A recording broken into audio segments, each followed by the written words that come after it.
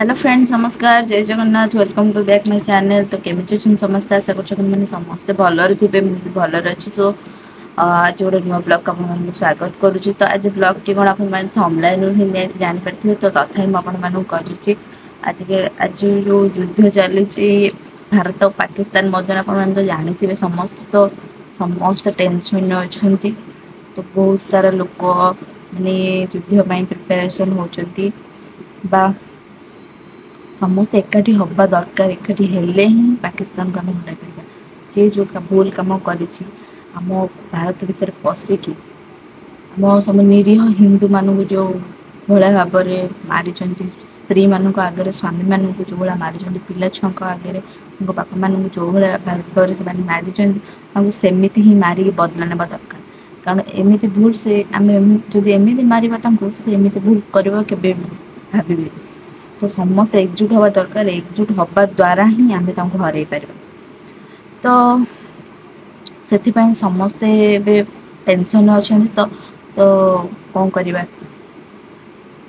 तो ट्राए करवा समस्त भगवान को डाकिया। तो आम इंडिया सब बेले ही आगे रही था। तो आम के प्रे करूँ। तो चलते भिडियोटी को स्टार्ट करवा। भिडियोटी कौन ना फेस मैंने केमी जानीपर जे आपंकर बेबी बॉय हम ना बेबी गर्ल हम। तो फेस रू केमी जान फेस माने कहते ग्लो देखागले ना डल देखागले। तो से विषय आज आम भिडियो डिस्कसन करवा।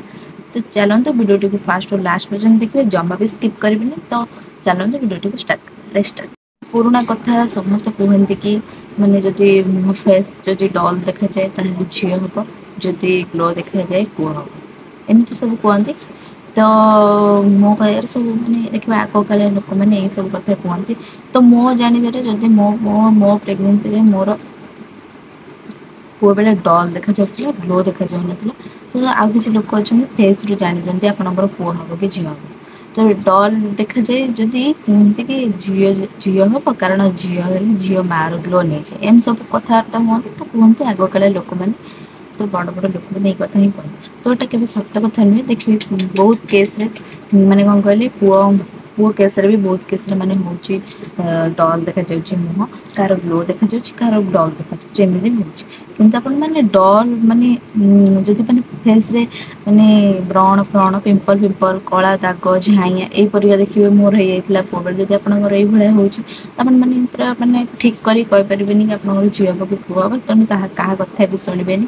तो पुओ केस भी डल देखा जाए। तो झील केस भी डल देखा जाए से किसी पुओ केस देखिए। तो अधिकांश देखिए जो मानकर देखिए पुओ केस डल देखा जाए।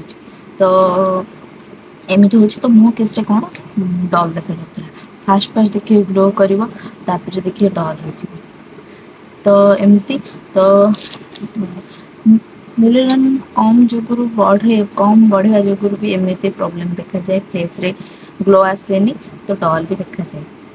आउ प्रेगनेंसी टाइम मैंने कौन कहले सब बेले माइंडटा ये था। तो से आपण डल देखा जाए। तो किसी लोक कथार कहीं भाषा बेकारटार। तो आपण मैंने मुहर माने फेस को देखिए किंतु पर्टिकुलर जदि नोज रो साइज जदि आपन को टिके माने अबागिया देखा जाए ताहले आपण मानकर निश्चय बेबी बॉय अछि आपण माने जानि। तो अधिकांश लोक बेली रू जानी दियंती बेबी बॉय हम कि बेबी गर्ल हम। एटा तो सत कथा आग काल भी थिला। तो बेली को देखिए जानी दियंती तो अनुमान लगे दियंती बेबी बॉय हम कि बेबी गर्ल हम। तो आपण माने माने बेली रो साइज को देखिए ही मध्य आपण जानि परिबे बेबी बॉय हम कि गर्ल हम। ता जो लिनिया लाइक जो कहते आमर जो गारटा ब्लैक गारटा तो ताकू भी नहीं कि आपण माने जानि परिबे आपनकर बेबी बॉय हम ना गर्ल हम। तो एमती किसी अच्छी जहाँकि आप जानवा द्वारा आप जानीपर बॉय हम कि गर्ल हम। तो फेस कथा कहबी जदि फेस जदि डल देखा जाऊँगी पुओ भी होती जदि ग्लो देखा जाऊँगी पुओ भी हो। बट अल्प केस मो जानवर जदि डल देखा जाऊँगी किंतु अधिकांश देखिए बेबी बॉय रे कौन मुह पूरा डल देखा जाऊ बॉय हो। तो ये हूँ आउ बांति मेन है बांति पॉइंट मैंने निहती जानीपर कि आपंकर बेबी बॉय हम जदि आपंकर माने ଜୋର ବହୁତ ଜୋରରେ ବାନ୍ତି ହେଉଛି ପୁରା ମାନେ କଣ କହିଲେ 3-4 ମାସ ପର୍ଯ୍ୟନ୍ତ ପୁରା କଣ୍ଟିନ୍ୟୁସଲି ବାନ୍ତି ହେଉଛି। ତ ମାନେ ଅଳ୍ପ କିଛି ଖାଇବେନି ବାନ୍ତି ହେବ ବି ବାନ୍ତି ହେଉଛି ବା ଏତେ ଜୋର ବାନ୍ତି ହେବ ଆପଣ ମାନେ କଣ କହିଲେ ପୁରା ମାନେ ଅଣନିଶ୍ୱାସୀ ହେଇଯିବେ। ତ ଏମିତି ବାନ୍ତି ଯଦି ହେଉଛି ତାହେଲେ ଆପଣମାନେ ନିଶ୍ଚୟ ସିଓର ହେଇଯିବେ ଆପଣଙ୍କର ବେବି ଗର୍ଲ ହେବ। ଆଉ ପେଟ ଯଦି ବଡ଼ ଉଞ୍ଚା ଆକାରରେ ରହୁଛି ତାହେଲେ ଆପଣ ନିଶ୍ଚୟ ଜାଣିପାରିବେ ଆପଣଙ୍କର ଝିଅ। ତ ଏଇଥିରୁ ହିଁ ଆପଣ ଦିଟା ଅନୁମାନ ଲଗେଇ ପାରିବେ କି ଆପଣଙ୍କର ବେବି ବୟ ହେବ କି ଗର୍ଲ ହେବ। ଆପଣ ଫାଷ୍ଟରୁ ବି କହିଛି ଯେଉଁମାନେ ନୂଆ ନୂଆ ପ୍ରେଗନେଣ୍ଟ ଅଛନ୍ତି ସେମାନଙ୍କର ବେଲି ଟିକେ ଜଣାପଡ଼ିବନି କାରଣ ଫାଷ୍ଟ ବେବି ତ ସେଥିପାଇଁ ବେଲିରୁ ଆପଣମାନେ ଜାଣିପାରିବେନି ଏତେ ବି ସିଓର ହେଇପାରିବେନି କିନ୍ତୁ ତଥାପି ସିଓର ହେଇଯିବେ ଯଦି ଗୋଜିଆ ଟାଇପ୍ର ଟିକେ ତଳକୁ ନଇଁଥିବ ତାହେଲେ ଆପଣମାନେ ସିଓର ହେଇଯିବେ 9 ମନ୍ଥ ଆଡ଼କୁ। ତ 9 ମନ୍ଥ ହେଲା ବେଳକୁ ଆପଣମାନଙ୍କୁ ପୁରା ଜଣାପଡ଼ିଯିବ ଆପଣଙ୍କର ବେବି ବୟ ହେବ କି ଗର୍ଲ ହେବ। ତା ପୂର୍ବରୁ ନୁହେଁ ଆମ ଫାଷ୍ଟ ପ୍ରେଗନେନ୍ସିଟା ତ ପେଟଟା ଫୁଲି ଆସ୍ତେ ଆସ୍ତେ ଧୀରେ ଧୀରେ ହିଁ ଫୁଲିବ। ଆଉ ଆପଣ ଯଦି କହିବେ ଏକାଥରେ ଫୁଲିଯିବ ଏଟା ତ ହେବନି ନା। ତ ଯଦି ସେକେଣ୍ଡ ବେବି ତାହେଲେ ସେକେଣ୍ଡ ପେଟ ଟିକେ ଲୁଜ୍ ହେଇ ରହିଥାଏ ତ ତାହେଲେ ଲୁଜ୍ ହେଲେ ଆପଣମାନେ ଜାଣିପାରିବେ। ମାନେ ପେଟଟା ଯେତେବେଳେ ମାନେ ଗୋଲେଇ ଆକାରରେ ଯଦି ରହିଲା ତାହେଲେ ଆପଣମାନେ ଜାଣିପାରିବେ ଝିଅ ହେବ।